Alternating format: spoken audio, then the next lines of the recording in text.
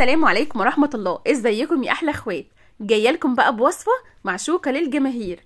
مفيش سفرة بتخلى من صينية الجلاش اللي باللحمة المفرومة.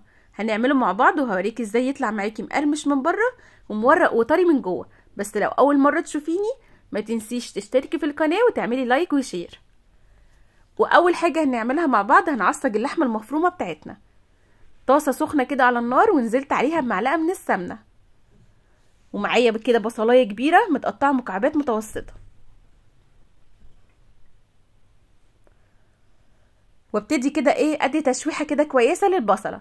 انا مش بديها لون، انا بس يا دوب اخلي البصله بس كده تدبل معايا شويه.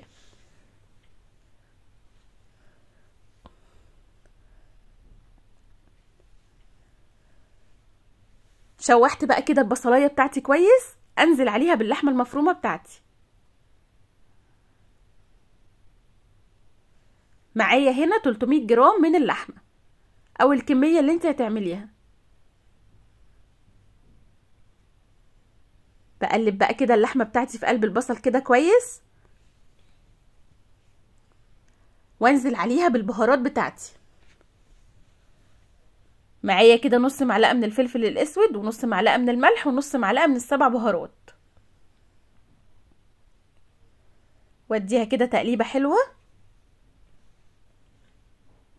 وحابه ان انا اطعم اللحمه بتاعتي. معايا كده شويه زيتون متقطعين مكعبات صغيره، ومعايا طماطمايه صغيره، اللحم بس بتاع الطماطم.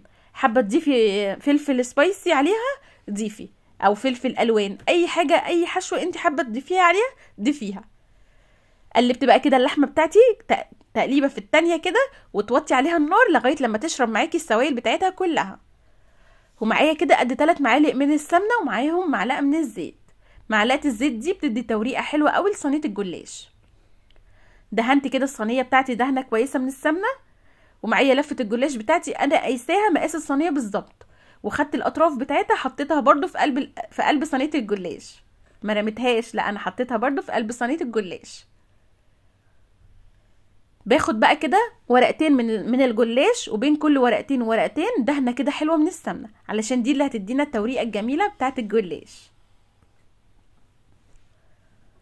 خلصت كده بقى نص لفه الجلاش، ببتدي انزل عليها باللحمه المفرومه. فردت بقى كده اللحمه بتاعتي في الصينيه كلها. معايا شويه بقى جبنه رومي. الجبنه الرومي بقى بتدي طعم كده جميل قوي لصينيه الجلاش. اديها بقى كده رشه حلوه من الجبنه الرومي. حابه تضيفي عليها جبنه موتزاريلا ضيفي، بس انا بقولك الجبنه الرومي بتخلي طعم صينيه الجلاش طعمها جميل قوي. وابتدي بقى اكمل بقيه لفه الجلاش، وزي ما قلتلك بين كل طبقتين وطبقتين دهنه حلوه كده من السمنه.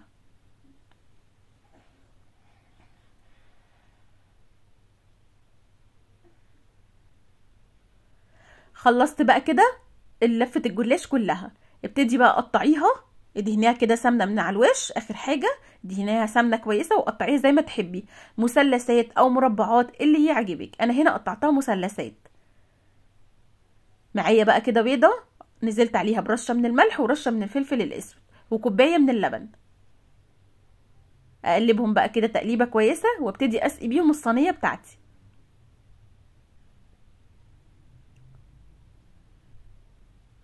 طبعا الفرن بتاعي انا كنت مشغلاه وانا بعمل صينيه الجلاش على درجه حراره 180. بتحطيها على الرف اللي في النص، بتاخد معاكي من 10 ل 12 دقيقه. بتشغلي عليها الفرن من فوق ومن تحت، ولو الفرن بيشتغل عندك من تحت بس حطيها كده 5 دقايق ولا 7 دقايق. بصي عليها لقيتيها اخدت لون معاكي من تحت، شغلي عليها الشوايه. هتاخد معاكي دقيقتين او 3 وهتحمر وهتبقى زي الفل، وهتطلع معاكي بالجمال والحلاوه دي. جربي طريقتي في صينيه الجلاش وهتعجبك قوي. طعم وريحه طريه، ما هياش ناشفه ومورقه. بصي ما شاء الله السوا بتاعها. يلا ما تنسيش بقى لو عجبتك الطريقه ديت الكومنت واللايك الجميل بتاعي.